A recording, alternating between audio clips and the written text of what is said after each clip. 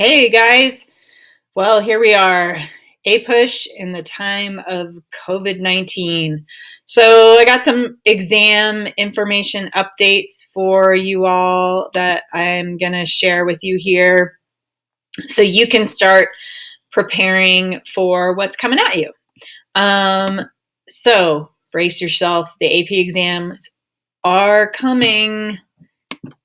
So first of all, the format.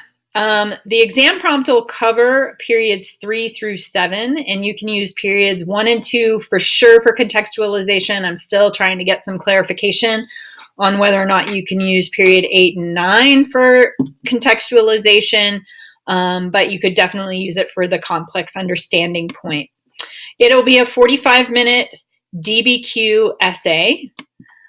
It will only have 5 documents versus 7, which you are used to. And there will be more than one prompt circulating around the country in all likelihood. College Board has not confirmed that, but those who are in the know in terms of teaching for College Board and doing College Board prep programs are speculating, just to avoid, a lot of rampant cheating, that there will be several prompts being issued on the day of the exam. So here is the rubric for this new revised exam. The rubric changes from a 7-point essay to a 10-point essay, although the skills are all still the same. For the most part. I would suggest you aim for a minimum of 6 points on this exam. Start with the end in mind. What are you going to do to get all of those points into your basket? We've talked about that in class before. We've practiced all of this, so I am confident in you having the skills already before this all started. We may have to do a little more practice. You're going to have to review those time periods, but I feel like you guys are to the point where you can, at a minimum, get 6 out of 10 points on this. Anything above and beyond that, that's awesome. That'll be great and will help you in the long run. So when we look more closely at the rubric, the first 2 points are the same as it was before, and we've practiced this a lot, and they're also the same points that are on the LEQ rubric. So there's really no change here. You still need to contextualize the prompt. Tell us, how did we get to this point in history? You need to write a defensible thesis that previews your evidence using that chicken foot model. It's recommended at this point that you used units 1 and 2 or periods 1 and 2 to contextualize the prompt. And if you kind of give us a how did we get here scenario in that paragraph, you will pick up those 2 points very easily. The next points are the document analysis. And this is a little bit different than what you're used to. For the first part where you're describing the documents, you only need to describe 2 documents.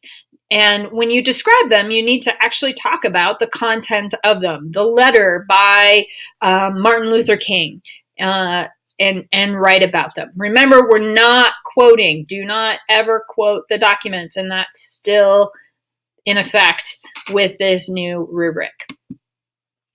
All right, the next one is the supporting your argument piece, and you must use at least 2 documents to support your argument. So if you use 2 documents, and this is where it gets a little different from the old one, you'll earn 1 point.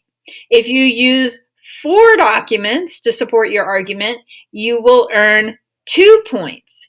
I would recommend that you shoot for 3. 2's the minimum, and I've always said don't do the minimum, do a step above, just because if you accidentally or you misinterpret a document or you don't understand it completely, you have a backup. If you want to shoot for 4 and want to shoot for getting 2 points out of this section, by all means do that. But minimally, I will say you should use 3 of the documents to support your argument. All right. The next one is CAP. How are we using CAP in our essays? So for this one, you need to explain how and why the context, audience, purpose, or point of view. Remember, it's not and, you don't do all of them. You pick one of those analysis tools to help you explain the document and support your argument. So again, the scoring on this is a little wonky. If you use one document and you explain CAP, you will get 1 point.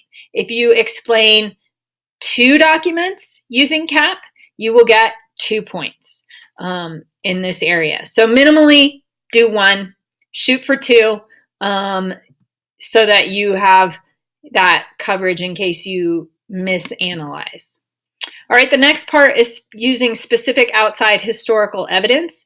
This has to be beyond what was found in the documents. And that was something we were working on in class right before we left.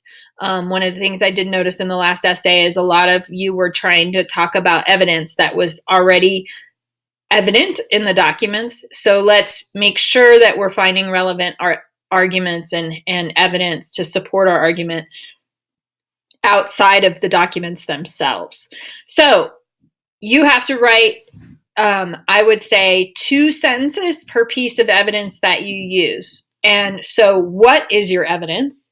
The Transcontinental Railroad. And then why is the Transcontinental Railroad relevant to your argument?